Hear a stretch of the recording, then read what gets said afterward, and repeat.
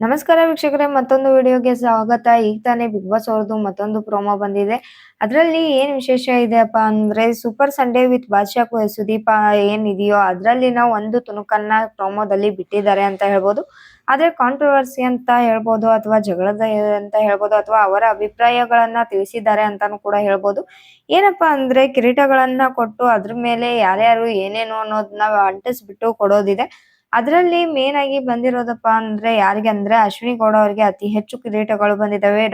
Dog Satish ಅವರಿಗೆ 2 ಬಂದಿದ್ದಾವೆ. ಹಾಗೇನೆ ಗಿಲ್ಲಿ ಅವರಿಗೆ 1, ಮತ್ತೆ ಕಾವ್ಯ ಅವ್ರಿಗೊಂದು, ಜಾನ್ವಿ ಅವರಿಗೂ 1 ಬಂದಿದೆ. ಅದ್ರ ಜೊತೆಗೇನೆ ಮಂಜು ಭಾಷಿಣಿ ಅವರಿಗೆ 3 ಬಂದಿದೆ ಅಂತ ಹೇಳ್ಬೋದು. ಇದ್ರಲ್ಲಿ ಯಾವ್ದು ಕೂಡ ಪಾಸಿಟಿವ್ ಆಗಿಲ್ಲ ಅಂತ ಹೇಳ್ಬೋದು. ಯಾಕಪ್ಪ ಅಂದ್ರೆ ಅದ್ರಲ್ಲಿರುವಂತ ಪಟ್ಟ ಏನಿದೋ ಬೇಜವಾಬ್ದಾರಿ, ಕುತಂತ್ರಿ, ಹಾಗೇನೆ ಡೌರಾಣಿ ಅಂತ ಈ ರೀತಿಯಾಗಿ ಮೆನ್ಷನ್ ಆಗಿದೆ ಅಂತ ಹೇಳ್ಬೋದು. ಇದು ಯಾವುದೂನು ಒಳ್ಳೆಯ ರೀತಿ ಅಲ್ಲ, ಎಲ್ಲ ಕೂಡ ನೆಗೆಟಿವ್ ಆಗಿರೋದು ಅಂತ ಹೇಳ್ಬೋದು. ಇನ್ನು ಮೊದಲನೇದಾಗಿ ಧನುಷ್ ಅವರು ಕಾಕ್ರೋಚ್ ಸುದಿ ಅವರಿಗೆ ಬೇಜವಾಬ್ದಾರಿ ಅಂತ ಕೊಟ್ಟಿದ್ದಾರೆ. ಅದಂತೂ ನಿಜಾನೇ ಅಂತ ಹೇಳ್ಬೋದು. ಯಾಕಪ್ಪ ಅಂದ್ರೆ ಅವ್ರು ಕೊಟ್ಟಿದ್ದಂತ ಟಾಸ್ಕ್ ನ ಅವರು ವಿಫಲವಾಗಿದ್ದಾರೆ. ಹಾಗೇನೆ ಅವರ ಜವಾಬ್ದಾರಿ ಏನಿತ್ತು ಅದನ್ನ ಸರಿಯಾಗಿ ನಿಭಾಯಿಸೋದ್ರಲ್ಲಿ ಅಸಮರ್ಥರಾದ್ರು ಅಂತ ಹೇಳ್ಬೋದು. ಹಾಗಾಗಿ ಅವರಿಗೆ ಬೇಜವಾಬ್ದಾರಿ ಅಂತ ಸಿಕ್ಕಿರೋದ್ರಲ್ಲಿ ಏನ್ ತಪ್ಪಿಲ್ಲ ಅಂತ ಹೇಳ್ಬೋದು. ಇನ್ನು ಕಾವ್ಯ ಅವರಿಗೆ ಡೌರಾಣಿ ಅಂತ ಅಶ್ವಿನಿ ಅವರು ಕೊಟ್ಟಿದ್ದಾರೆ. ಆದ್ರೆ ಇದು ಸರಿ ಅನಿಸ್ಲಿಲ್ಲ ನನಗೆ. ಯಾಕೋ ಕಾವ್ಯ ಅವರು ಎಲ್ಲೂ ಡೌ ಮಾಡ್ತಾ ಇದ್ದಾರೆ ಅಂತ ಏನ್ ಅನಿಸ್ಲಿಲ್ಲ. ಆದಷ್ಟು ಪ್ರಾಂಪ್ಟ್ ಆಗಿನೇ ಇದ್ದಾರೆ. ಗಿಲ್ಲಿ ಜೊತೆ ಸೇರ್ಕೊಂಡು ಚೆನ್ನಾಗೇನೆ ಆಟ ಆಡ್ತಿದ್ದಾರೆ. ಬರೀ ಗಿಲ್ಲಿದೇನೆ 100% ಕಾಂಟ್ರಿಬ್ಯೂಷನ್ ಇದೆ ಅಂತ ಹೇಳಕ್ಕಾಗಲ್ಲ. ಕಾವ್ಯ ಅವರು ಕೂಡ ತುಂಬಾ ಚೆನ್ನಾಗಿ ಎಂಟರ್ಟೈನ್ ಮಾಡ್ತಿದ್ದಾರೆ. ಹಾಗೆ ಮನೆಯ ಮಂದಿ ಜೊತೆ ಹೊಂದ್ಕೊಂಡಿದ್ದಾರೆ. ಎಲ್ಲದಕ್ಕೂ ಚೆನ್ನಾಗಿನೇ ಸ್ಟ್ಯಾಂಡ್ ತಗೋತಾ ಇದ್ದಾರೆ. ಚೆನ್ನಾಗಿ ಮಾತಾಡ್ತಾ ಇದ್ದಾರೆ. ಎಲ್ಲಿ ಮಾತಾಡ್ಬೇಕು ಅಲ್ಲೇ ಮಾತಾಡ್ತಾ ಇದ್ದಾರೆ. ಹಾಗೇನೆ ಅವ್ರೆಲ್ಲೂ ಅವರ ಗುಣಾನ ಬಿಟ್ಟು ಡೌ ಮಾಡ್ತಿದ್ದಾರೆ ಅನ್ನೋ ರೀತಿ ನಮಗಂತೂ ಅನ್ಸಿಲ್ಲ.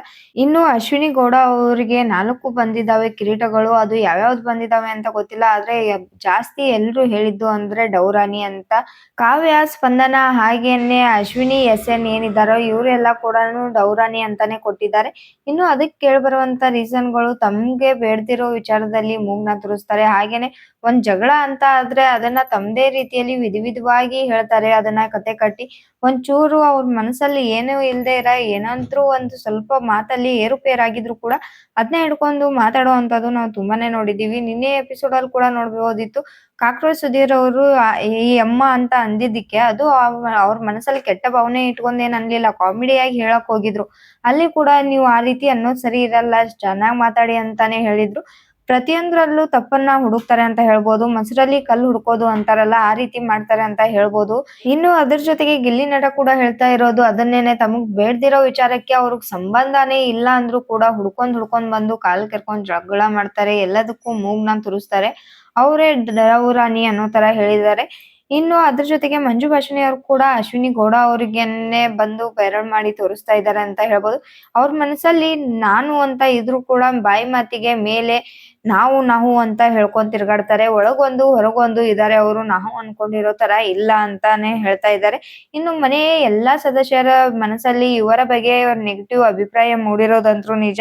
ಇದ್ರ ಜೊತೆಗೆ ಹೊರಗಿನ ಜನಗಳು ಕೂಡ ಅದನ್ನೇ ಹೇಳ್ತಿದ್ದಾರೆ. ಅಶ್ವಿನಿ ಗೌಡ ಹಾಗೂ ಜಾನ್ವಿ ಅವರ ಬಗ್ಗೆ ತುಂಬಾನೇ ನೆಗೆಟಿವ್ ಆಗಿ ಓಡಾಡ್ತಿದೆ ಅಂತ ಹೇಳ್ಬೋದು. ಏನೇ ಆಗಿರ್ಬೋದು, ಎಂಟರ್ಟೈನ್ಮೆಂಟ್ ವಿಷಯದಲ್ಲಂತೂ ಇವ್ರು ಇರೋದಕ್ಕೆ ಸ್ವಲ್ಪ ಎಂಟರ್ಟೈನ್ಮೆಂಟ್ ಇದೆ ಅಂತ ಹೇಳ್ಬೋದು ಬಿಗ್ ಬಾಸ್ ಮನೆಯಲ್ಲಿ. ಆದ್ರೂ ಕೂಡ ತಾವು ಎಂಟರ್ಟೈನ್ ಮಾಡ್ಬೇಕು ಅನ್ನೋದಕ್ಕೋಸ್ಕರ ಈ ರೀತಿ ಕೆಟ್ಟ ದಾರಿಯನ್ನ ಹಿಡಿಬಾರ್ದು ಅನ್ನೋದು ನನ್ನ ಅಭಿಪ್ರಾಯ. ಗಿಲ್ಲಿ ಅವರು ಕೂಡ ತುಂಬಾನೇ ಚೆನ್ನಾಗಿ ಎಂಟರ್ಟೈನ್ಮೆಂಟ್ ಮಾಡ್ತಿದ್ದಾರೆ. ಆದ್ರೆ ಅವರ ಹೆಸರಿಗೆ ಎಲ್ಲೂ ಕೂಡ ಕಳಂಕ ಬರ್ತಿಲ್ಲ. ಹಾಗೇನೆ ಅವರು ಯಾವುದನ್ನು ಕೂಡ ತಪ್ಪಾದ ರೀತಿಯಲ್ಲೂ ಕೂಡ ಮಾಡ್ತಾ ಇಲ್ಲ.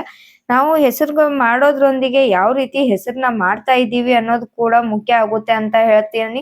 ಇನ್ನು ಮತ್ತೆ ಮುಂದಿನ ವಿಡಿಯೋದಲ್ಲಿ ಸಿಗೋಣ ಅಂತ ಹೇಳ್ತಾ ಈ ವಿಡಿಯೋನ ಇಲ್ಲಿಗೆ ಮುಗಿಸ್ತಾ ಇದ್ದೀನಿ. ಇನ್ನು ನಮ್ಮ ಚಾನೆಲ್ ನ ಸಬ್ಸ್ಕ್ರೈಬ್ ಮಾಡ್ಕೊಂಡಿಲ್ಲ ಅಂದ್ರೆ ಸಬ್ಸ್ಕ್ರೈಬ್ ಮಾಡ್ಕೊಳ್ಳಿ. ಹಾಗೇನೆ ಪಕ್ಕದಲ್ಲಿರುವಂತ ಬೆಲ್ ಐಕನ್ ನ ಕ್ಲಿಕ್ ಮಾಡಿ.